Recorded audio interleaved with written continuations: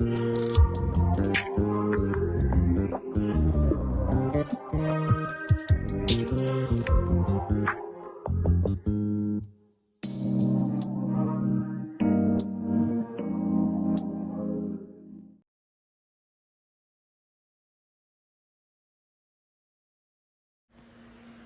word is reciprocity. Reciprocity. Don't ask me to do a damn thing that you wouldn't do for me.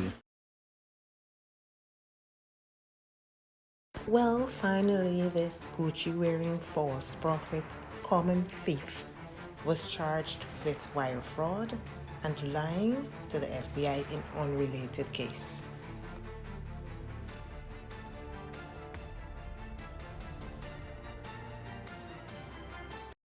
Child, Bishop Lamor Whitehead, I have talked about this story several times. If y'all don't know, he is the bishop that went viral some months ago, I believe this summer, for filming. The church was filming, and apparently he got robbed of all his jewelry and all this other stuff. The jewelry he was wearing while he was preaching. All right. That's the bishop we talking about. Well, apparently, allegedly, he has been arrested by the FBI. Finally, they got this man. They got this brother.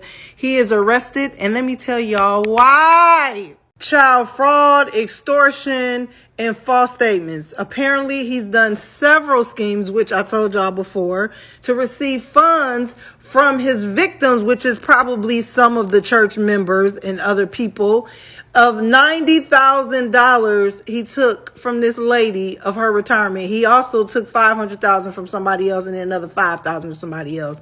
And then he goes and he spends it on luxury goods, in which we seen him wearing all of these luxury suits and all this other stuff. Y'all know the game. Here's my thing. I hate that the church gets such a bad rep. Because when you think of church, people think of church connected to God, right? That's what it's supposed to be.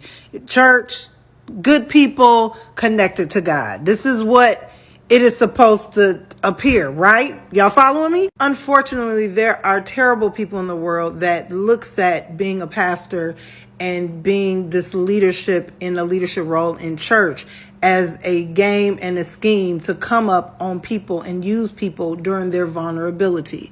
So clearly, this bishop, that is what he was doing. But it's unfortunate that people will say, I don't want to go to church because of people like him.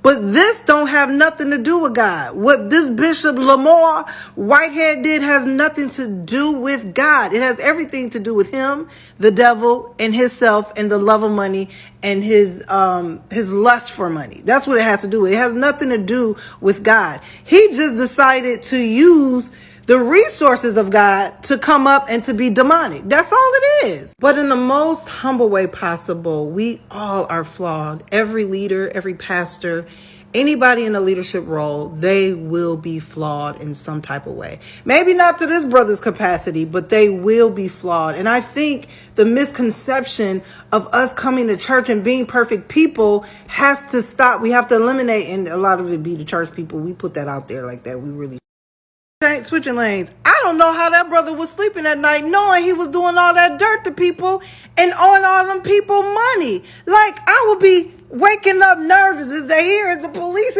How did you have the audacity to steal all that money from people and sleep peaceful?